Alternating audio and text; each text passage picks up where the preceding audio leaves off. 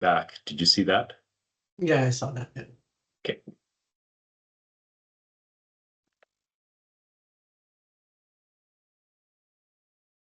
Welcome to today's webinar. We'll just be getting started in a minute here.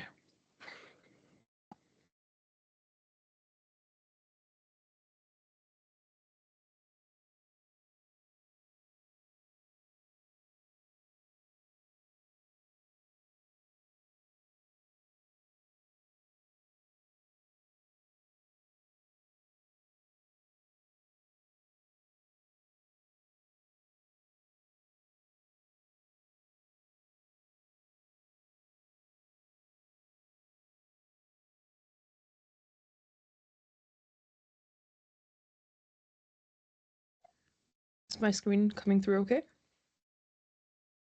Yes. Okay. So good morning/afternoon, everyone, and welcome to today's webinar hosted by the CHA and Bennett Jones. So my name is Tony Saha, Marketing and Communications Manager at the Canadian Hydrogen Association, and I'm speaking to you today from Edmonton, Alberta, which is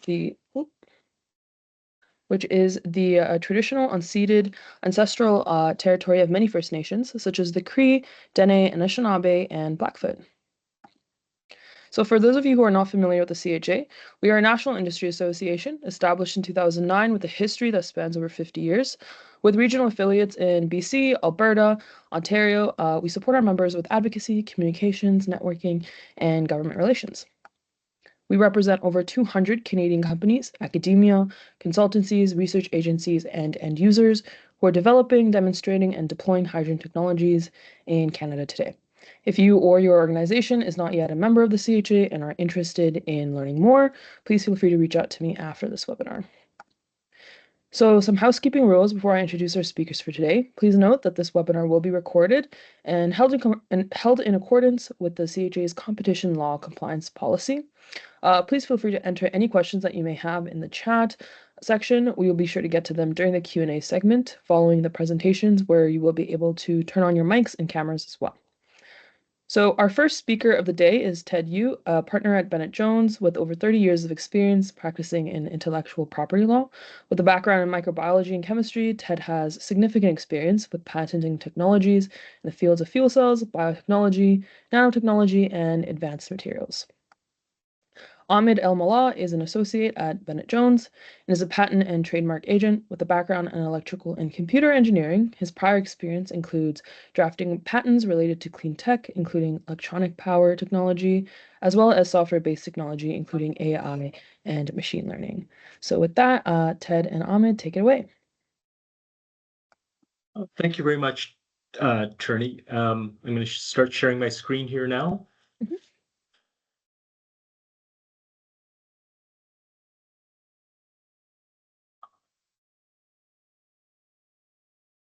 Welcome, everybody. Thank you for joining us. I'll just skip through the first couple of slides here quickly. First, the title page. I hate seeing pictures myself, so I'll just skip right past that. We're going to touch today on four topics broadly. One is to examine some global trends in patenting hydrogen technology. A brief discussion about hydrogen patents as business assets. And then lastly, we'll finish with talking a little bit about the patenting process and strategy overall. And lastly, talk about some funding sources for startup, particularly in the startup space, to fund IP strategy development and implementation of that strategy. So without anything further, let me apologize in advance for this presentation. My speaking might be a little bit disjointed. Ahmed and I had to evacuate our office yesterday afternoon as a result of a major pipe burst and some flooding on some upper floors. Unfortunately, I left my speaking notes on my desk and haven't been able to return to the office to retrieve them. So I had to reproduce my notes this morning. And we're working from home today because our office is closed until further notice. Working from home, doing a remote Zoom presentation, I'm having some major flashbacks to the summer of 2020 when this was the norm. Hopefully with that, I've accomplished my first goal of keeping your expectations low so that I have at least a fighting chance of surpassing them with this presentation. First, I'd like to discuss very generally current trends impacting hydrogen technology. These are necessarily global trends. However, I hope you can glean some insight that would be more relevant to the Canadian industry directly. Patents, of course, are legal instruments. They protect technology and innovation. One of the primary requirements of a patent is that it must describe novel and unobvious technology. And it also must describe the invention in a manner which allows reproducibility, something that patent lawyers call enabling disclosure. It's a very important function of patents. And that is because when a patent expires, they have a maximum life of 20 years. When they expire, the information in them passes into the public domain and adds to the body of knowledge that we all work from as technology continues to develop.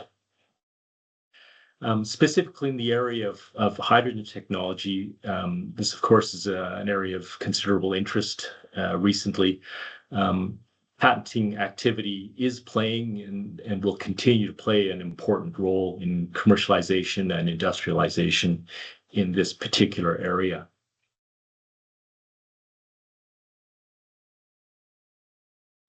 So firstly, we categorize the hydrogen industry, hydrogen technology into three areas,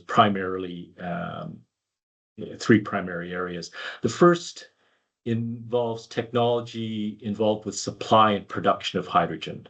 So think of electrolyzers, catalysts, processes to produce hydrogen in its various forms. The second category involves storage and transportation of hydrogen, which present problems that industry need to solve in order to make this more accessible. And lastly, demand and end use applications. So how do we use hydrogen to reduce carbon footprints and become more efficient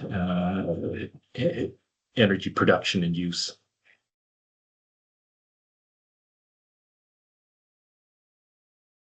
Here we see that globally, hydrogen patenting has been generally increasing.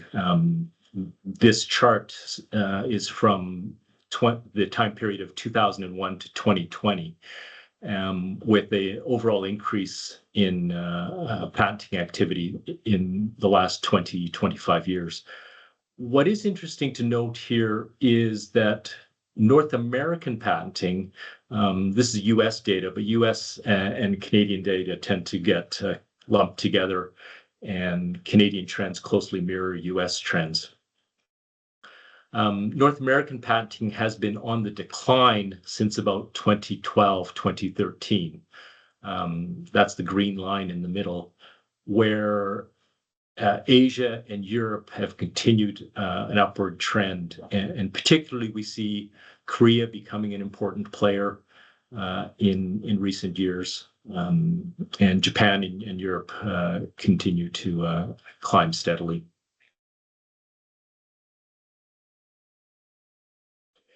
That gradual increase, however, must be viewed in context. So this continuous increase in hydrogen patenting activity actually simply mirrors overall patent activity globally. And if you look at all patent applications around the world, the total number has roughly doubled from about 2004 to about 2020. And extrapolating that data in the graph to today's date, that line continues to progress upwards and not always linearly. So there is an expanded interest overall in patenting, which of course the hydrogen industry and hydrogen technology is following along.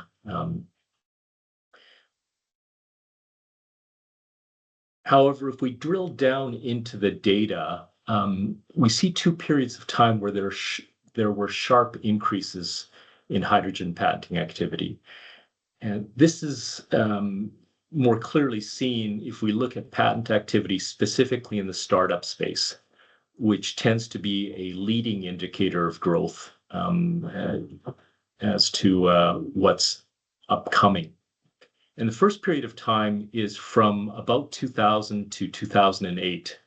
I believe that sharp increase in patenting activity is largely related to the rapid growth of the fuel cell sector during that timeframe in the early 2000s.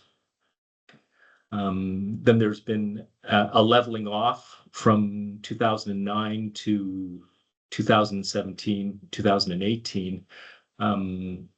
And then more recently, I mean, this data only goes to 2020, but that sharp increase starting in about 2018, 2019 continues to today's date and is driven by the current interest in all things hydrogen, a large part of which might be driven by climate-related concerns.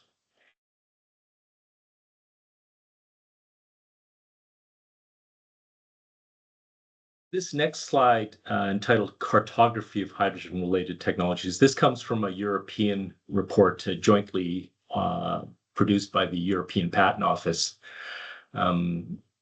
It divides hydrogen-related technology into 6 different categories, horizontally and vertically. The top row are related to improvements to established technologies, while the bottom half are those emerging technologies which are typically motivated by climate concerns.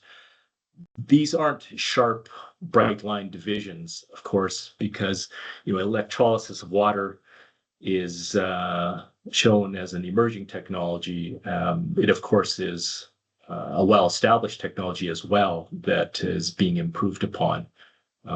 So I wouldn't look at these boxes as being mutually exclusive. From left to right, the technologies are separated into 3 different areas I previously mentioned: production, storage, distribution, and transformation. And on the right-hand side, end-use applications of hydrogen. What we are seeing as a global trend is a fairly rapid shift from top to bottom. So there's a shift into emerging technologies, and like I say, which appear to be largely motivated by climate concerns, and also a slight shift, not a real significant shift, but a slight shift from left to right, and particularly an emphasis on end-use applications currently.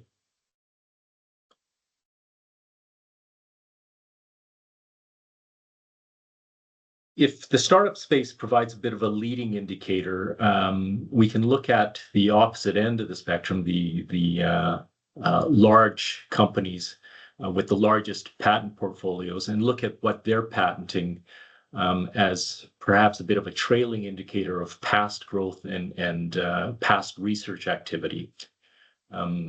Published patents trail research activity by a number of years because the patent applications are filed after research has been at least gone to a proof of concept stage. And it takes 18 months for a patent application to publish after it's been filed. So there is a bit of a trailing indicator information from patents. If we look at the current universe of hydrogen-related patents, it's currently dominated by large chemical companies, which have involvement in production and handling of hydrogen, particularly from fossil fuels. So think Air Liquide, Linde, BASF, Air Products, Shell. This is a result of the legacy technology involving hydrogen produced from fossil fuels and with industrial usage. More recently, we see a diversification into emerging technologies like carbon capture and storage, improved electrolytic methods and materials, and fuel cells.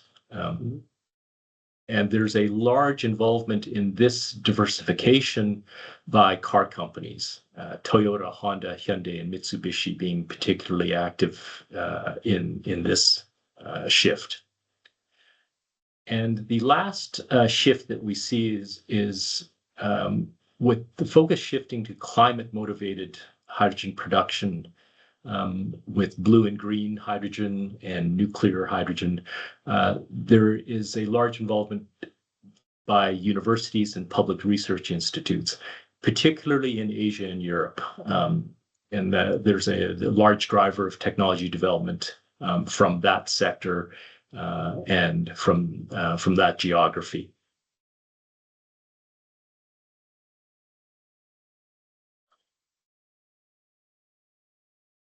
So I'd like to briefly now discuss, patents, hydrogen patents as business assets, and why they're valuable and why we seek them.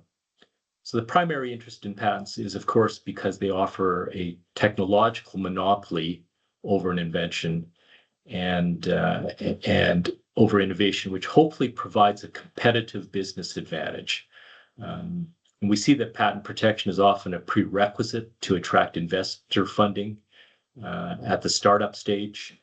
And at a more mature stage, a patent portfolio provides significant value in particularly, or could provide opportunities to cooperate within the industry while carving out a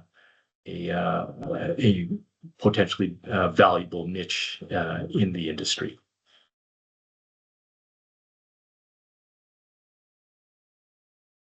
So I think it is without a doubt that patents drive investment.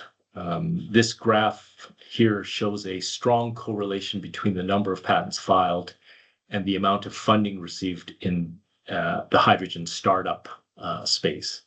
And there is quite a clear correlation between number of patents filed and total dollar value of investment or funding received by startups. But perhaps what is less certain is how important patents are to mature businesses or to successful businesses. And one recent study analyzed the US stock market, and the study was quite simple. They divided all large cap publicly traded companies into two categories: those that received a patent grant in the last year and those that did not. And you can see with this graph, the patent group outperformed the non-patent group over a 30-year period by roughly 2.5 times. And I think this is pretty powerful evidence as to the potential impact having a patent portfolio can have on return on investment. This, of course, does not mean that a patent guarantees outsized return on investment. However, I think it is pretty interesting evidence of the value patents can offer. Now, this is a gross generalization, if dividing companies into two categories, those with patents and those without. And a large part of this data can be driven by technology companies, which are outsized contributors to the patent space. But I think it does provide some evidence of the overall value of patents as business assets.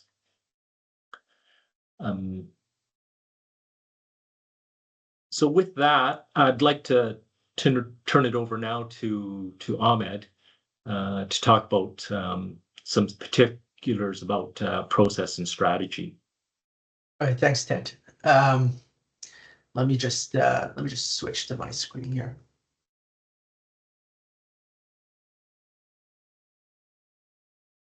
All right, does that show up for you, Ted? Yes. Yeah. Okay.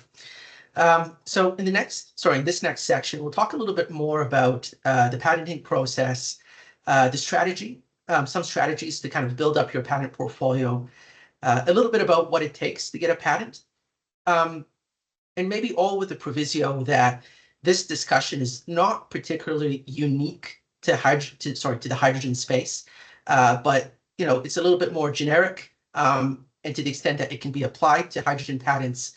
Or patents covering hydrogen tech, I think it might have a little bit of relevance to you.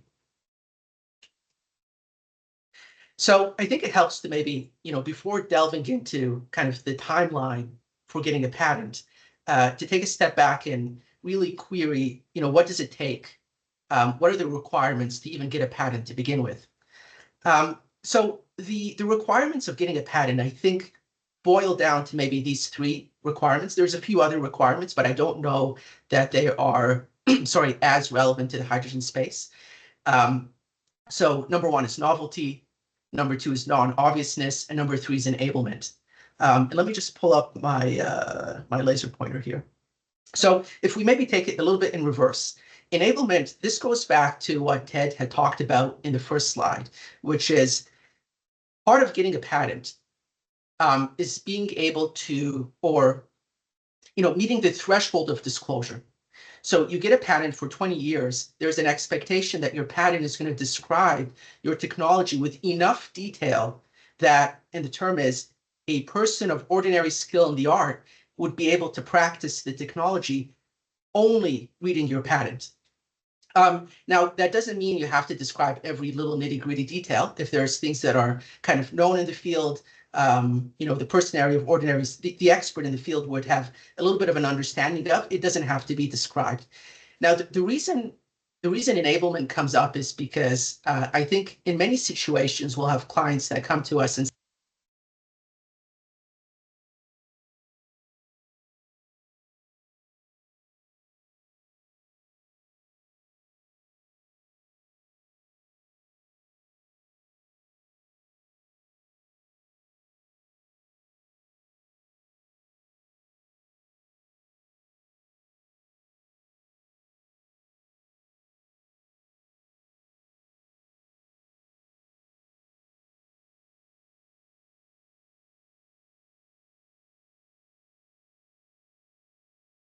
Ahmed, I think we can't hear you.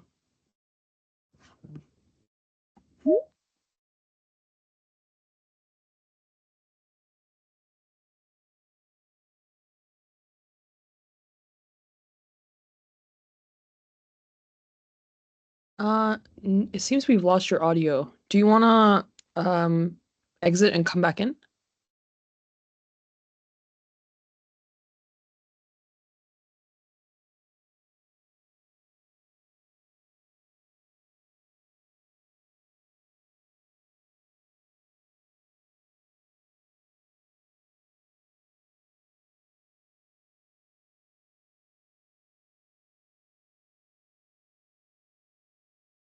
hey, Tony, can you hear me a little bit better now? Yes, that's great. Okay. Would it help for me to just kind of restart my section all over again if Yeah, was if you kind could of- just share your okay. screen, go back like a paragraph. Okay. Sorry about that, guys. One second.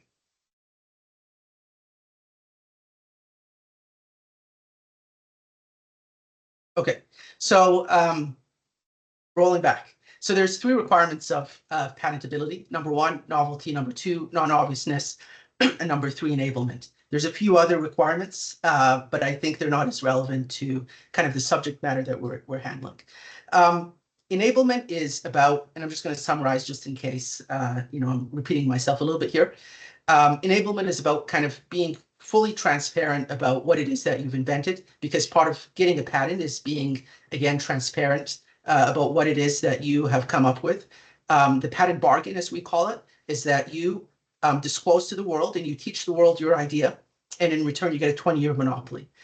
So that's enablement. Maybe going a little bit more substantively, though, novelty and non-obviousness. So novelty is the easier one to, I think, grapple with. Novelty just means, you know, hey, my idea is new. Nobody has come up with the exact idea previously. And really the criterion for novelties, there is no single document within the four corners of that document which describe your idea exactly. I think for the most part, people have an easy time getting through the novelty hurdle. But I think the more challenging hurdle is maybe the non-obviousness, because that one's always a little bit more, it's a little bit more in the gray area. So non-obviousness is not just that the idea is novel, but it's not an obvious extension of anything that's come before. So to use a really simple example, you know, maybe the pencil is known, maybe the eraser is known, but is there novelty, or sorry, is there non-obviousness in combining the pencil and eraser together? Maybe there is. Maybe there is. If you're just kind of sticking them together, maybe not. But maybe if there's a little bit of inventive step, a little bit of thought, if there's a problem you're solving and kind of seamlessly integrating them into one component, maybe that's enough to show it's not obvious. And so when we get to non-obviousness, it's open for the patent office to kind of, you know, pick disparate pieces of prior art and say, okay, maybe nobody has come up with the exact same idea, but if you combine, you know, these pieces of prior art together, you know, we'll get to what you've alleged to be inventive. So when we look at novelty and non-obviousness, and we're comparing your idea to what's come before, or what we call the prior art can be anywhere around the world. You know, it could be a previously published patent application for your competitor. It could be a sales brochure, you know, that was advertised in Australia. Really, there's no limit to that. So often we'll recommend you do a little bit of a prior art search. I'm sure Ted can also attest to this, but I can't tell you the number of times we've had people come to us and tell us, that they're completely sure that this product is not on the market, but lo and behold, somebody has filed a patent application that may just be about that one topic, or it may be kind of a bigger patent application and it describes tangentially that topic somewhere in paragraph 267. Now that's a completely plausible situation. And just one final point about kind of the requirements of patentability. It's really important to also appreciate that your own disclosure can be citable against your patent application. At least in Canada and the US, you have about 1 year from the day you first publicly disclose your idea to file your patent application. So if you start selling your idea, if you publish an academic paper, whatever it may be, it's really important to keep track of that timeline. In other countries, such as Europe, they're a little bit more rigid. They'll tell you the moment you publicly disclose, with some limited exceptions, you're blocked from getting a patent. So it's really, really important to monitor your own disclosure when it comes to that. And the final point that I just want to make here before jumping into the next slide is a common myth, or maybe a common misunderstanding about patents, is that if you have a patent, it gives you the right to now practice your invention. That is, you could not have practiced your invention had you not had a patent to begin with. But that's not quite how the equation works. It's actually that if you can practice your invention whether or not you have a patent, right? That a patent is not a necessary criteria for you to go to market. But what a patent does is it provides a restrictive right to stop other people and your competitors from copying your idea, right? So we say it's a negative right rather than being a positive right. And for that reason, actually, even though you have a patent over an idea, that also, not only do you not need a patent to go to market, but having a patent does not necessarily mean that you don't need other people's permission to go to market. So let me just kind of express that more succinctly. If your idea, the product that actually goes to market, builds on other people's patented ideas, even though you have a patent over the novelty, because the product that goes to market builds over other people's ideas, you would need to license their patents to be able to practice your idea to go to. You don't need their permission to file the patent. You just need their permission to actually manufacture the product and go to market. So here's a bit of a timeline of the conventional patent process. Typically, we recommend that you start off by filing something called a US provisional. It's not necessary, but I'll recap in a second why, or a few of the advantages of filing a US provisional.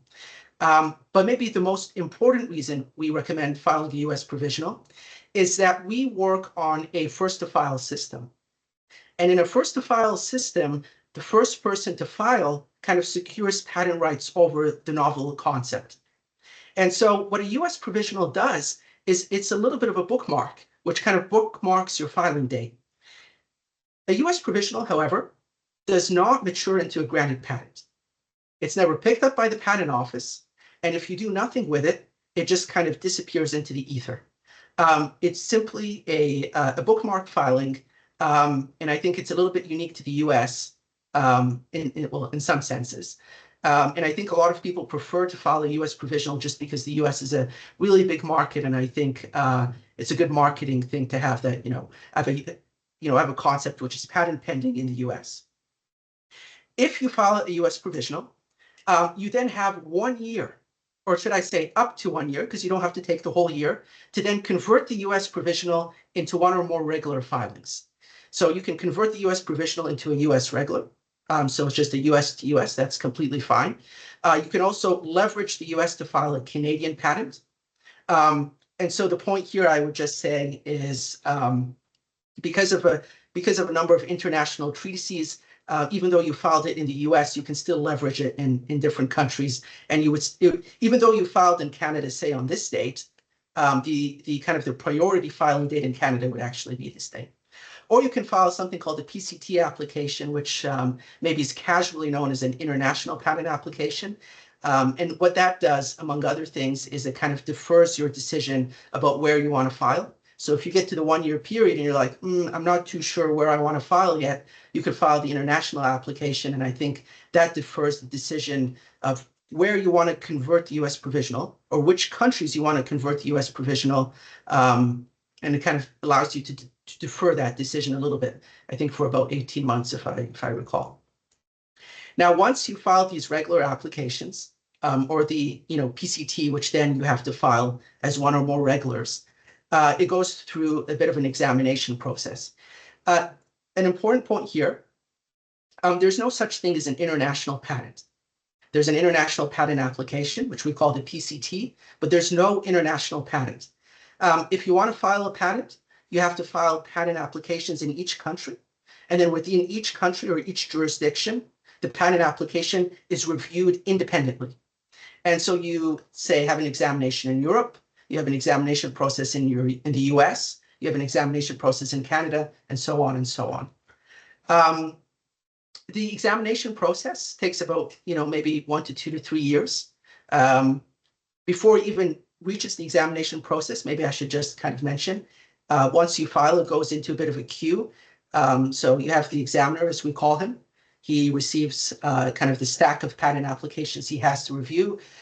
Yours gets filed into a queue. It takes maybe 1 to 2 years for your application to get to the top of the queue, at which point it's examined, and that could be another 1 to 2 years. And then eventually, you get a granted European patent, a granted American patent, a granted Canadian patent, and so on and so on. Now, that discussion, and sorry, I'll sort of kind of push through a little bit quicker on the remaining slides just to keep a bit of time open for Q&A. That process we just described is I would say, the generic process for any patent application. But the neat thing I think about filing patents in the hydrogen space is they benefit from expedited examination for falling under the clean energy tech. There's a bit of an incentive offered by many patent offices for filing clean energy patents. And I would say hydrogen patents fall under the umbrella of clean energy tech. So to give you one example, in Canada, once you file your Canadian patent, it takes about 12 or 14 months from the date that you file for it to reach the top of the examination queue. If you file something that benefits from kind of the clean tech expedited, the clean tech expedited examination, I think you'll get it will reach the top of the queue maybe within 3 months of filing. So it's quite significant. The United States has something similar. It provides the Climate Change Mitigation Pilot Program. I filed not too long ago, actually, I filed an application, somewhat related to hydrogen tech. And whereas in the US, again, we would have had to wait for maybe a year to get the first kind of report or examination report from the patent office, I think we got it within 2 months. So it really does some good stuff. And I think that's really unique to filing patents in the hydrogen space. And I think it's one of the things that patent offices around the world have tried to do to incentivize these types of filings. And I think finally, when we talk about patenting strategies, I think this is the final slide just on this portion. Really, I think there's kind of two ways to think about how to build your patent portfolio. One of them we call horizontal portfolio, building up a horizontal portfolio. And the second one we call building up a vertical portfolio. So the horizontal portfolio is, if you think about kind of the maturation of a company, as it develops new lines of products, it probably wants to file patents over each line of new product.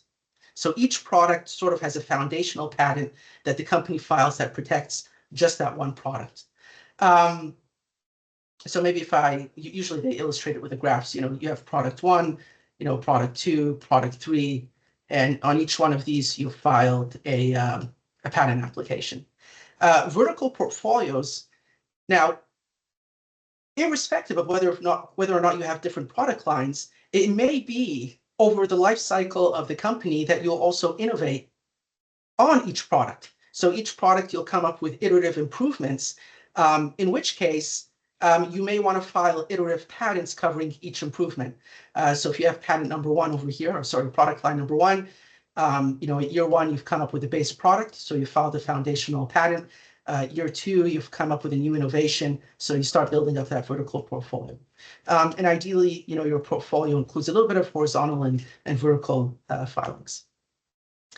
And maybe just coming to the last slide of at least my portion of the presentation. Over the past year or two, the federal government has really injected a lot of money into helping small and medium enterprises in securing patents, and maybe more than patents, really building up their IP portfolio. So that includes trademarks. I think the funding also covers IP licensing agreements. So there's a large tranche of funding that's available to cover a lot of your IP needs, and with not too much input on your end. And so, before a new budget comes in and, who knows what may or may not happen to this funding, we do encourage SMEs to kind of capitalize on a lot of this funding. So on the federal level, they have a program called IRAP IP Assist, which you can just search up. Alberta, we have something called Elevate IP Alberta. So they provide about $15,000 to develop an IP strategy. So the IP strategy involves us sitting down, looking at where the company wants to go and what kind of IP filings sort of align with the company's commercial goals. And if your IP strategy looks good, they do approve you for up to, so not necessarily the full, but up to $100,000 for IP implementation. And they'll cover about 65 to 90% of up to 100,000 IP implementation. So that 100K is what goes to filing your patents, selecting the markets that you want to file patents in and covering those costs. And if you want to pursue trademarks, it covers those as well. BC has also its own program with very similar funding, the Accelerate IP program. Ontario has IPON and Elevate IP Communitech. So when you submit applications, they do ask for you to select a practitioner or a firm to be paired up with. And so you make that selection, and then you sort of work with that practitioner to to develop the strategy or implement on the strategy per se.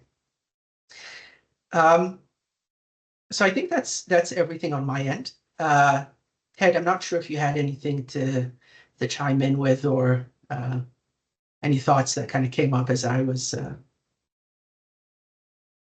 No, I think that was good, Amit.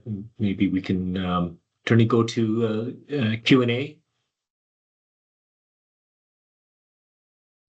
So I've now turned on everyone's mics and cameras, so please feel free to ask your question live or drop it in the chat. So to start off, the first question is, how does one decide between patenting an innovation or keeping it as a trade secret? Maybe I can jump on that question.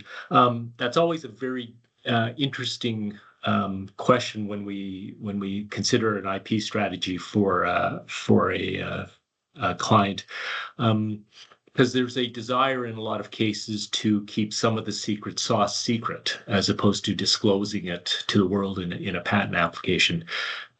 Well-constructed patent portfolios cover sort of major components of technology, and sometimes trade secrets can fill in between the components. So almost like a brick and mortar type analogy. So trade secrets do have an important role even inside a patent portfolio. A large consideration is, can the innovation be reverse engineered? So obviously, products that can be easily disassembled or reverse engineered that make it out into the marketplace don't have a lot of trade secrets involved with them. Manufacturing processes or other processes that can be kept hidden, those are the most likely candidates for trade secret consideration. Amit? Yeah, no, I think you captured it, Ted. I think it's fair to say that at least in the hydrogen space, a lot of the tech is potentially reversibly engineerable once it goes on the market, and so I don't know how far trade secrets is useful. Would you agree with that? Yeah, I mean, to a large extent, that's true, and I caution clients when we talk about trade secrets is usually I caution them by don't underestimate the ingenuity of the competition in terms of developing very similar products or processes. Hello, this is Rajesh Vashyam. Do you hear me? Yes. Yeah, we can hear you. Okay, thank you. I'm from Hyzon Motors. It's Illinois-based company. Hey, thanks. First of all, thank you both for this presentations and overview of this patenting strategies and technologies. I do have 2 or 3 questions actually. The first one is when you showed the patenting process. You mentioned about the provisional application thing, right? So U.S. provisional application. And at which point, like within that 1 year, or which point that provisional application is available to public? Is it available to public if you are not filing a U.S. utility application? Yeah. Do you want me to take this one, Ted? Go ahead. Yeah. So the U.S. provisional is never published unless you decide to file a regular application. So nothing is published for about 1.5 years or 18 months from the date that you first filed. So let's say that's U.S. provisional. And so if you were to, let's say, file a U.S. provisional and then not do anything with it, it would never publish.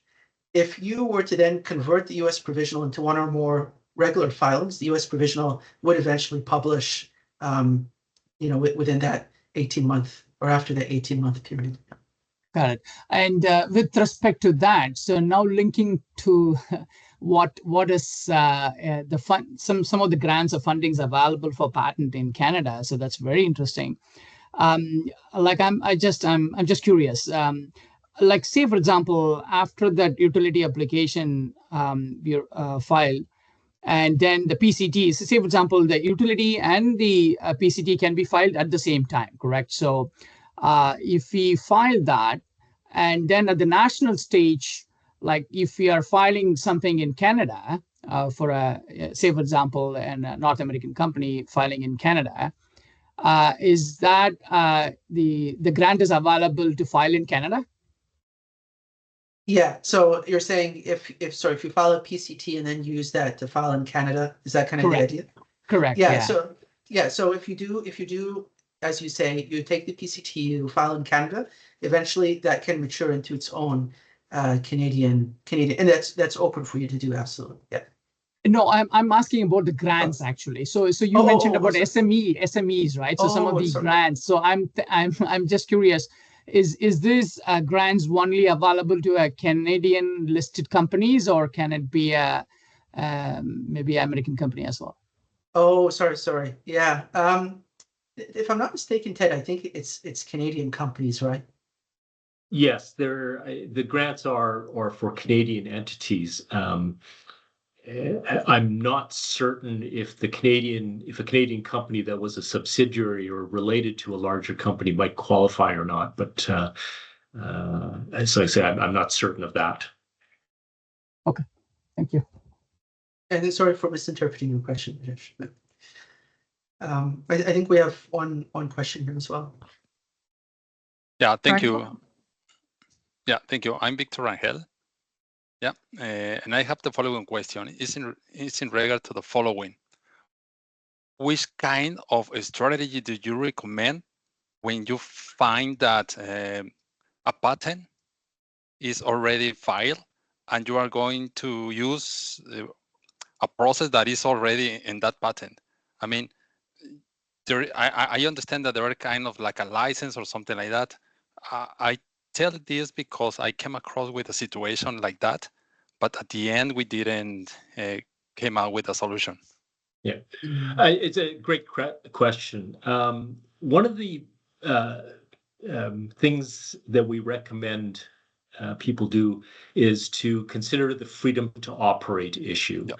And that is simply trying to find patents which might block implementation of a commercialization plan.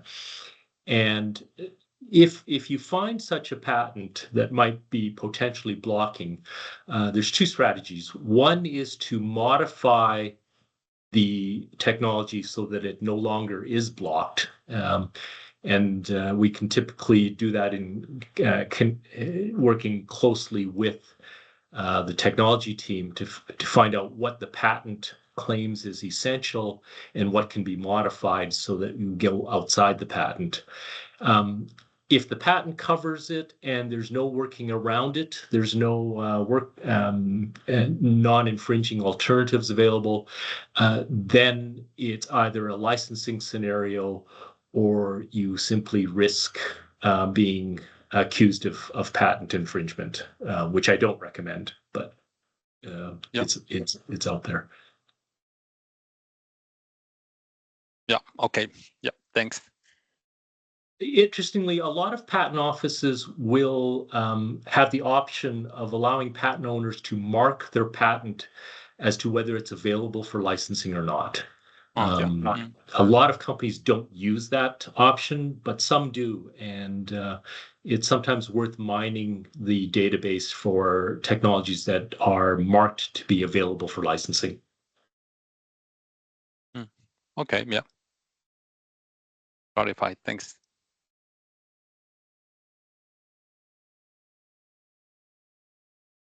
The next question is there a role for performing a prior art search before filing a patent? Yeah, do you want me to take this one? Yeah, go ahead. So that's a good question. As mentioned, one of the nice things about doing a prior art search is that it does allow you to kind of see what's out there and maybe also kind of quantify with a bit more detail what the innovation is that you're proposing. So you may have kind of a broad idea, but you may notice that through a prior art search that maybe some of it is already out there. But a prior art search is a little bit of a double-edged sword, especially when you go to the US, because in the US, you do have an obligation to be forthcoming and disclose any prior art that you are aware of. And to the extent that you've made that disclosure, the patent office can use your own can use that disclosure to cite it against your patent application. So it's a little bit of a, on one hand, you want to make sure that there's enough novelty, but maybe you don't want to get too far such that you've now given the patent office a lot of prior art that they can start using against your own application. Would that be a fair assessment, Ted? Yes, yeah, absolutely.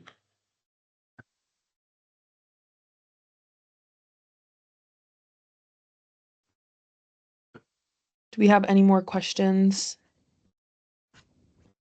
Yeah, if there's no one, like, can I ask one more question, please? Of course. Yeah. Yeah. Thank you. Yeah. Hey, so how do you, so normally when it is going through this examination, right? So it's what in an average office actions that that normally in these technologies that one can expect actually? How many office action? Because it's so hard sometimes to determine, like, right, like if you have attorney going back and forth for office actions, and these cost a lot of money as well, right, to defend every time. So any thoughts around it? The average, I think, overall is somewhere between 2 to 3 office actions before grant.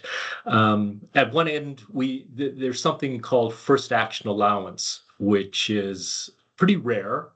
That is, the patent office accepts the application exactly as filed without citing any prior art against it. When it does happen, I actually it causes me to take a second look at the application, because it's almost like if someone accepts your first offer to buy something, you think, did I set the price right? But it does happen. At the other end of the spectrum, there are cases that go well in past 5 or 6 actions, several rounds of prosecution, and may end up in appeal, which can take 5, in some cases actually over 10 years, which is in that case, it's obviously very important to the client or applicant, but the patent office is throwing up all sorts of obstacles against the application. So we have both ends of the spectrum there, but like I say, the average is probably somewhere around 3 actions. Mm-hmm. But in case if after the 3 or 4 actions or something, and still it's not done. Yes. Because appeal process and all is also expensive and time consuming. So at that stage, if we say no, okay, so we sort of abandon that. Yes. What will happen to the protection value actually? So because still it'll be, the utility application will be still is public, right? So yeah. Can I still be able to protect others from filing? Well, yes. So if you abandon a patent application, you lose the opportunity to gain the monopoly. But what also happens, because your technology has published, you have now prevented from anybody else from patenting the technology, because the published application becomes part of the public domain, becomes prior art against other applications that other people might file. So although you don't have a monopoly, you do have secured some freedom to operate room. Mm-hmm. But at the same time, I'm not protecting others from not operating as well. Am I right? So it becomes, like, say, a public domain situation where anybody can operate in that area. Yeah. Okay. Thank you. We have a question from Anakit. Just wondering, how can a researcher navigate intellectual property ownership and commercialization options when patenting an idea with the intention of starting a company, either independently or in collaboration with a university? Every university has different ownership, patent ownership policies. And so you have to navigate the internal policy of the university that, or the institution it was, the technology was developed in. For example, University of Alberta has a policy whereby individual inventors can own the technology that they develop, or they can assign it to the university. They have both options. And it has implications as to who pays for the process and what returns the university expects if a patent is ultimately granted and the technology is commercialized.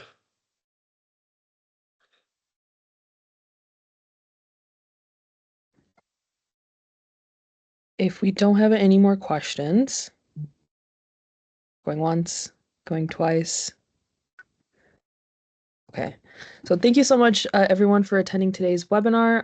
So after this, we will be distributing the slide deck and the recording of this, as well as I'll CC Ahmed and Ted in the email if you guys had any further questions.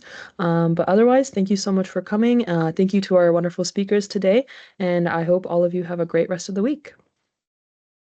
Thanks, Thank you. everyone. Thank you, everyone.